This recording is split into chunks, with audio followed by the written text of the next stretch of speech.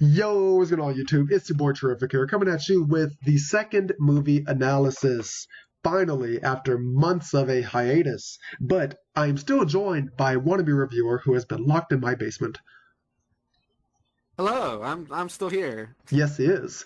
And we're going to dive right in because there's a lot to unpack in this movie, and I don't want this to go more than just like one or two parts. So, we're just going to start off with the prologue. So the movie starts, we see the three islands, and then there's a narrator telling us of prophecy involving three titans and a beast of the sea. We hear that if the titans are disturbed, then the guardian of the sea will try to quell them, but won't have the power to stop them without the help of the chosen one, and that the world will turn to ash because of it. Put a sticky note on that. Remember that part. Then Stupid. we're trying to be objective here. So then we see that the narrator is in pursuit of the Titans in order to add them to his collection, but he wants to use them to unlock the ultimate treasure in his words, and we don't know what that is. So we see that he goes out to Moltres. His computer tells him, what's happening, what Moltres is. Then we see his giant airship. And then he starts to freeze Moltres' island to draw it out. And then Moltres, of course, is going to be unhappy about it because, someone just runs up and tries to freeze your home. Like, you're going to be unhappy. And then starts the epic fight of the century. And is captured in 5 seconds. And then, yeah, right? It's like, yeah.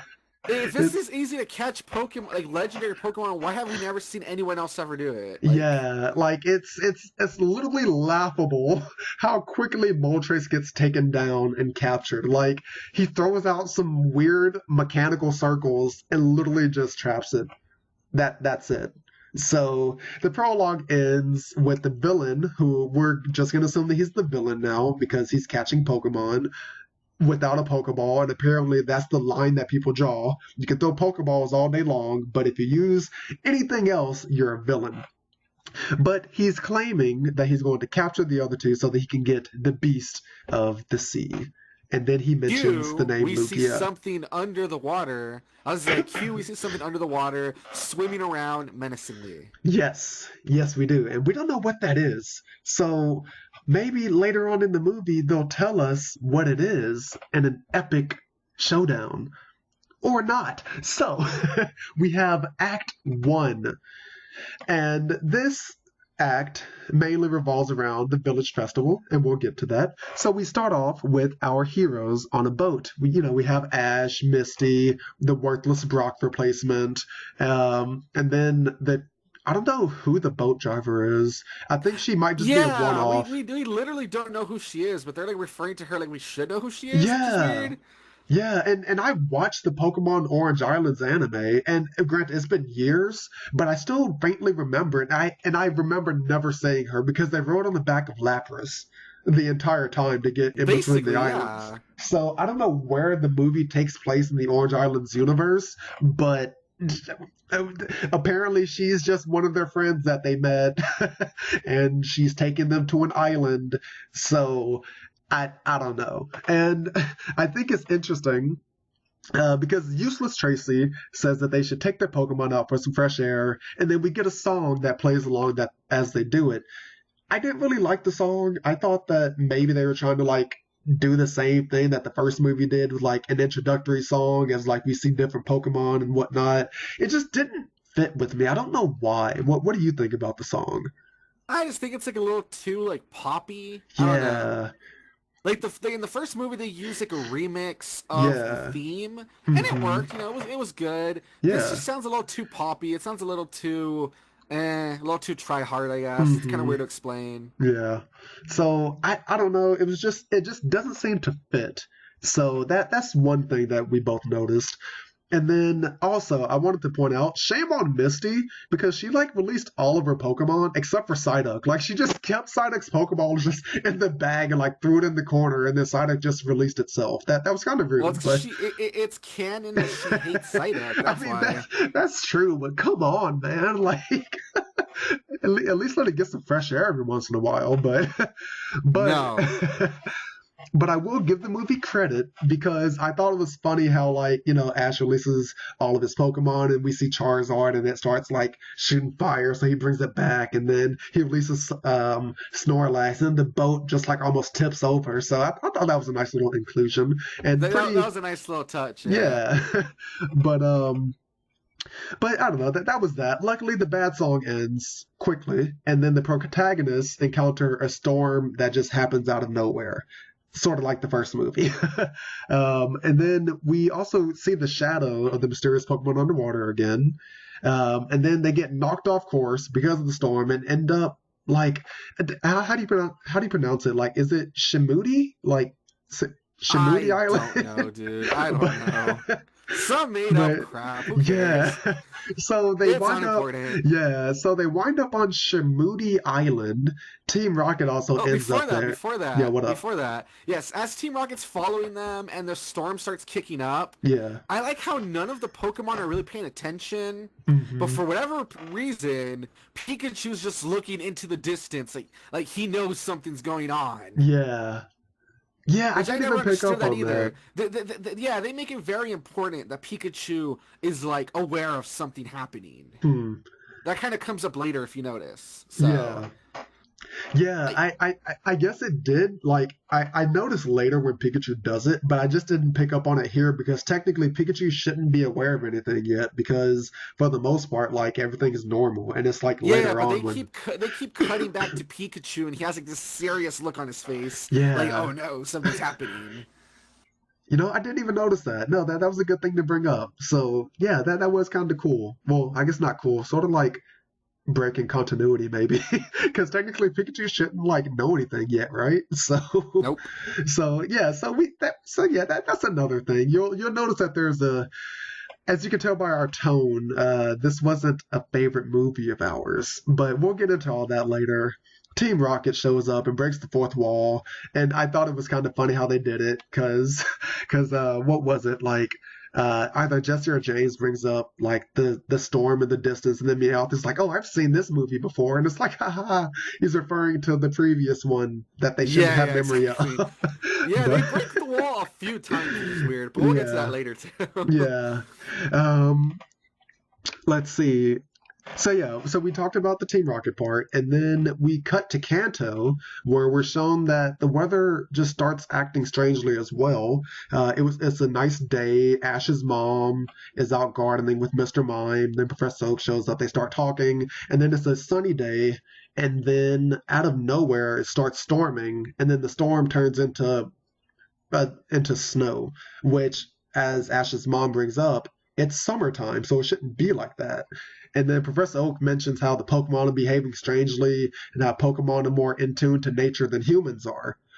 So remember that for later as well, and we can also link that back to the beginning where Pikachu was aware of something, but technically before anything has happened. So I guess Pikachu is just this special Pokemon. No wonder Team Rocket is after Pikachu, because Pikachu just apparently is the best Pokemon ever to exist because its awareness is just off the charts.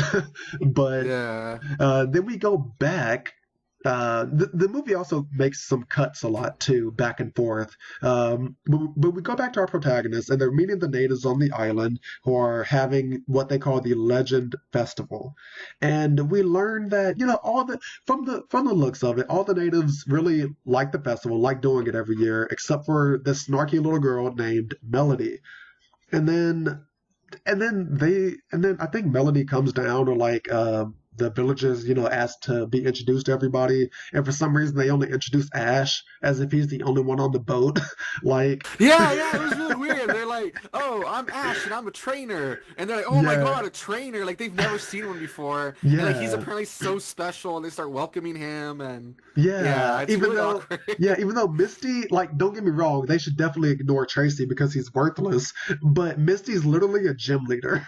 Like, I don't know why she wouldn't, and I feel like it would be definitely in her character to like say, like when Ash is like, "Yeah, I'm a Pokemon trainer," and then they start going crazy, and then Misty would be like, "Oh, well, I'm a gym leader in the Cerulean City," and it's like, no, they just are in the background. Yeah. And then Melody, when she finds out that Ash is a trainer, she totally wants that D. So Yeah, she she gives him a does. kiss on the cheek. Misty gets mad. Yeah, And then, yeah. Melody, like, which will be like a recurring thing in the movie, starts talking crap about Misty and if she's Ash's girlfriend or not. Uh-huh. Yeah, basically. And again, just out of nowhere, because like this is their first time meeting each other. Like, woman, calm down with your hormones. Like, it's not that I mean, but she's not serious. wrong though. She's I not mean, wrong though. Misty does make a big deal about it. I mean, So she does, but they also tell Ash about the prophecy and how he's the one who's chosen to save the planet. And then Ash is like, "Wait, what?" But then they're like, "Oh no, it's just a thing for tourists." And then that's when Melody comes and kisses Ash, and then it picks on Misty, and then they head off to the festival. And then we're shown later on in the movie, like later on in the day. And this is just a little side note. I don't know if you picked up on this, Wannabe, but as it cuts to the festival, where they cut into the middle of like the girls' joke, the boat girls' joke, and we just hear the punchline where like a joke involving the woman, and the punchline is the woman saying, "Oh no, I have crabbies," and then oh yeah. the adults laugh, and it's like, is that an adult joke that they just slid into this movie? Yeah, Like- this is really random, yeah. Yeah, so just like random adult joke about a woman having crabbies, and then just the old guy Yeah. just laughs, say, "Ha ha ha, crabbies," and it's like, oh my goodness. Yeah, and then it just, that's what the adults are up to. Yeah. And it cuts back to the table with the kids, and, Yeah. Misty's stuffing her face as she's angry, Mhm. and, yeah, it was pretty good, though. Yeah, It was so really I random, will but it was- say it was funny. that I will say that did make me chuckle when I heard it, because it's like I did not expect that. It was literally out of nowhere. But and then as we go back to the kids' table, and you like you said, Misty stuffing her face, and we see Melody, who's playing Melody, ha ha ha, on her ocarina of time. But what? That's what it looks like. It looks like an ocarina, basically. Yeah. But you can tell it's not because it has like a little knob that she Yeah. turns. Yeah, But it I'm looks not like an sure what the heck ocarina. it is, but I'm just gonna call it the Ocarina of Time. And Basically, she's even dressed kind of like Marin from Link's Awakening a little bit. yeah. So I don't know the time frame for all of it. Actually, no, you like Link's Awakening. When did Link's Awakening come out? Link's Awakening came out. I need to look that up real quick, actually, because there was like the original, and then there was the DX version, which was the one with color. Yeah. So let me look that up real quick. Okay. Well, I'll go on with the plot real quick then. Yeah, let's keep going. I'll look it up really quick. Okay. So I actually already found it. Oh, nice. 1993. 1993. I mean, so maybe For the original. I mean, so And then I guess the colored one came out not that long later. I think it was in 1998. So it is around this time, actually. yeah. So maybe they did draw some inspiration from it, but Yeah. but as Melody finishes playing her song, she comes back and she tells Ash about the prophecy / flirts with him a little bit more, and then Ash is ready to just dive in, and then Melody's like, "Hey, you can wait till tomorrow, plenty of time." He's like, "No, I'm gonna take some responsibility." And then he turns to Misty and is like, "Hey, Misty, you want to come?" And then Misty just is being rude, and she says this phrase. She says, "If you want someone who will do whatever you want, whenever you want, you should get a girlfriend." And it's like, whoa, Misty, calm down. It's not that serious. And also, I don't know where she's getting her information from, because I've never had a girlfriend who's done whatever I've asked, just with no complaints. So Misty is telling lies out here. That's so true, right? That is true, really. Yeah. That's like the worst line ever. When Yeah, you it think about it. is. But Ash, he decides that he doesn't need Misty anyway, so he leaves on his own. Boat girl. Notice that he didn't ask if Tracy wanted to come. Yeah, he didn't even ask Tracy. Because again, Tracy is basically just a filler character at this point. He's just He in the hasn't said anything background. up to now, Yeah. except for the line about I want to say the line about letting the Pokemon out to breathe. He has not said a single line since then. Yeah, literally, like that's it. So again, like it just shows like not even like they literally themselves don't know what to do with Tracy. But Ash leaves with Boat Girl, which is what I'm gonna call her because I don't even think we learned her name, right? So I'm just gonna call her. I forget. Yeah, so he leaves with Boat Girl, and And then as they're leaving, hold on, let me find out here. Yeah, as we're leaving, what is it? They bump into Team Rocket, I believe, I or Team know. Rocket Yeah. sees them, and then we get another cut to a Slow King in a cave, but he's not just any Slow King because he can talk. So, Why can he yeah, talk? yeah, I'm assuming, I don't know, intelligence, plot armor, You know what whatever. he reminds me of? What? He reminds me of Mr. Popo from Dragon Ball Z. Please don't insult Mr. Popo by comparing him to, He to this reminds me of waste of Mr. a character. Popo. The way he just sits there, he has like a slow, Oh lazy my voice and gosh. stuff. Yeah, He reminds I me of can Mr. see it. Popo. Yeah, I can definitely see it. Um, but Yeah, let's Mofo see. can just talk for no reason. I don't Yeah, know. just because. Oh, And then and this is the stupid part. It starts raining hard, right? yeah. Like the weather starts picking up. Hmm. Ash has literally been gone for 5 minutes. Yeah. Everyone back on the island where like the festival is, they're like, man, that storm really picked up. And then they're all like worried for Ash, and they all run after Ash to go save him. Hmm. He's been gone for 5 minutes. Like, is it really that big of a deal? Yeah. Like again, like I don't know, man. And I don't know, the whole storm aspect just seems kind of random because so if we're meant to assume, and I know we'll talk about it later on, but I just want to bring it up a little bit because if we're meant to assume that the three titans keep themselves in balance, then it's just weird how like immediately just a storm falls just like as soon as Moltres is gone. Because it kind of doesn't make sense with the whole balance thing. Because if it's been sunny and if they basically control the weather, then wouldn't that mean that Moltres has all the control? If that, like, you get what I'm saying? Like, if they're meant to balance each Yeah. other out, then, and if they control the weather, you're basically just implying that Moltres has just been the top dog around here, just can, like, making it sunny the entire time, though. Something like that. I don't Yeah. know. It feels like it's not Again, very well thought out. yeah. It's definitely not well thought out at all. I don't even know what they were going for. But again, we'll talk about it later. Um, and I do remember that as they're leaving, Melody and Misty antagonize each other a little bit more, and then Misty is like, "Oh, he's not my boyfriend. He's just a boy who's also my friend." And then Tracy, out of nowhere, being a third wheel, and is like, "Oh, you're talking about me?" And it's like, "No, dude, shut up." Yes! Like, Like, Tracy, that's your second line this whole movie, and you're still talking too much. Shut up. yeah, like, dude, no, literally, no one freaking cares about you. It was so out of nowhere. It Yeah, was so annoying. Like, shut up, Tracy. Go back to your corner. yeah, but and then that's where I'm gonna end this act of the Village Festival. So yeah, we talked about it a little bit, just like different things every once in a while that we didn't like, but I don't know, like I guess this does set up the rest of the movie, I guess kind of well, if you want to call it that. Like they do at least talk about the prophecy, and we do at least like see the villain is out here trying to catch the three titans or whatever. So I guess for what it's worth, I guess it does kind of work as an introduction for the rest of the movie. What do you think? Like Yeah, even slightly. not a great one, not a very thought Yeah. out one, but at least at least it kind of tells you what the movie's gonna be about. It's gonna be Yeah. about this guy after the three titans. He says if he catches the three titans and makes weather go out of whack, then that will bring forth the beast of the sea, and we kind of see his plans start going into action. So Yeah, in and that sense, it's fine, I guess, but. yeah, and I guess they do even still like bring up the looming threat of the beast of the sea because they've shown like the silhouette like once or twice, and I guess it does like yeah, it does make you wonder, oh, what is this? How is this gonna play into it? But I definitely do feel like that after this they didn't really know where to take their plot because it kind of starts going off the deep end, which Yeah, exactly.